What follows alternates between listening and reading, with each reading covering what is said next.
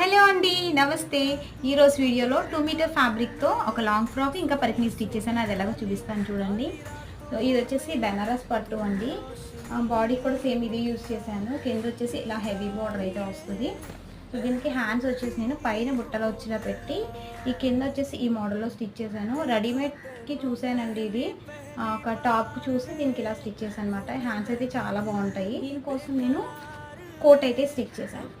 So ఇది వచ్చి మగ్గం వర్క్ యాడ్ చేసి ఇలా డిజైనర్ డ్రెస్ కింద కూడా వేసుకోవచ్చు.